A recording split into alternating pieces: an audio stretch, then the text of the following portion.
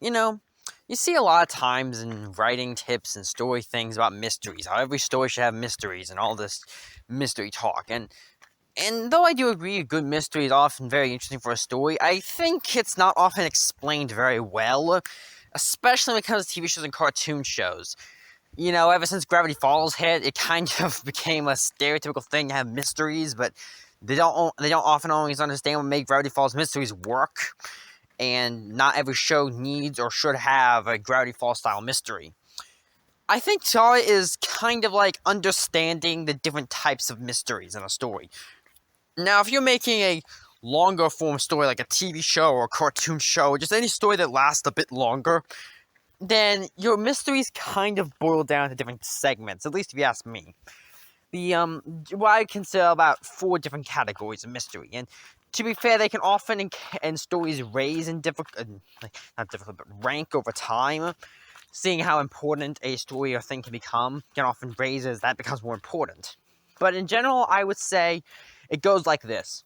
The 4th type of mystery, or the first, or the least important, is just something we just don't know about something, but doesn't really seem to affect the plot. Like, I think somewhere it stated what Dibber's full actual name was, but I can't remember what it is, and realistically, nothing about Dibber's actual name really affects the story or plot in any real way. I mean, everyone just calls him Dipper. I mean, what his actual name is probably doesn't matter in any real capacity. So it's only a mystery in the sense we don't know what it is. But realistically, it's not like it's going to affect the plot. That kind of thing. Basically, these are just details we don't know about something, but likely don't actually play any significant role. The 3rd stage or category is really when you go into an actual mystery. Now, the 4th one is just simply unknown details. It's something we don't know about something, which will happen almost certainly. We don't know everything about everything, so that leads to a mystery. This 3rd category is slightly different. This is generally where something is unexplained in universe, and the characters will generally acknowledge it. Unlike before, where we don't know someone's name or something like that, where most people, the story characters will never reference it. In this, you will start seeing references to it.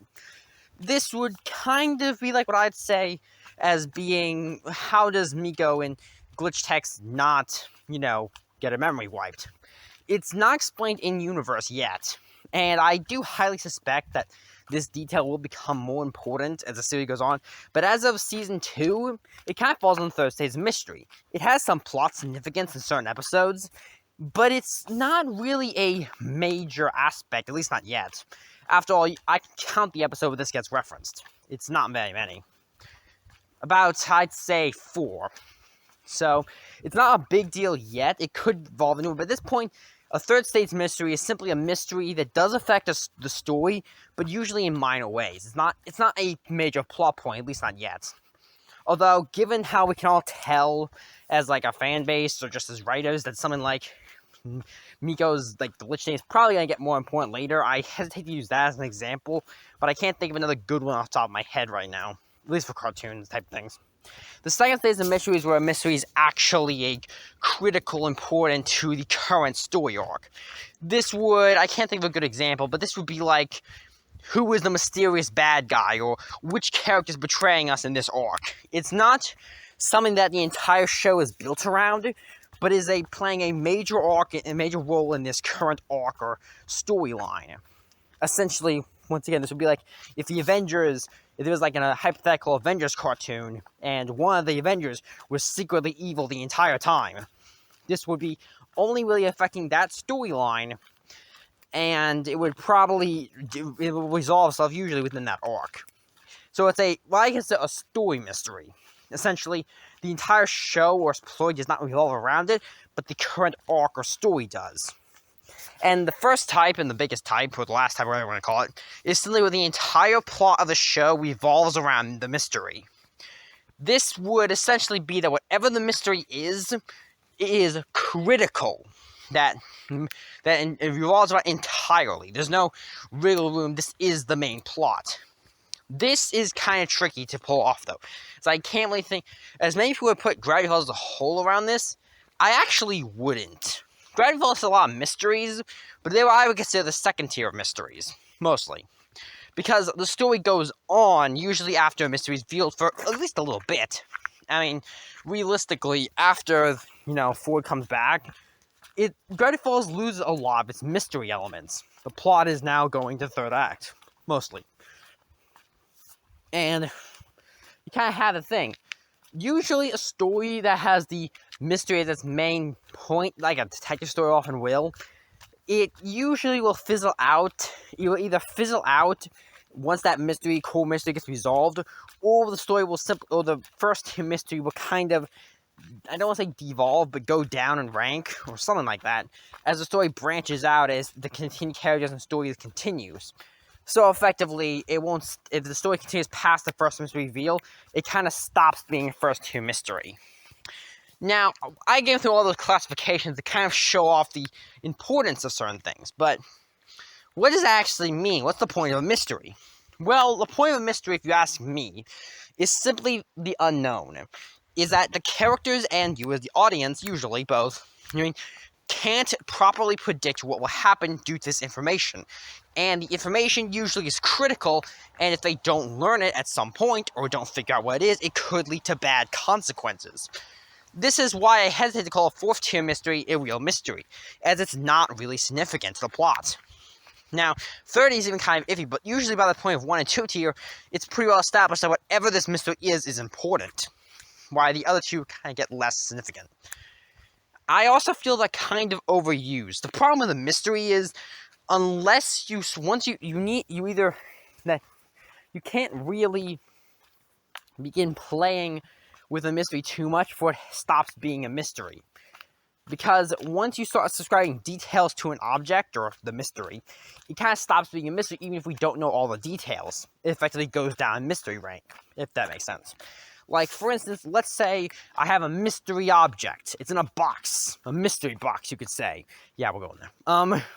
And in this mystery box could be anything. That is a mystery, but it's also kind of, well, not important.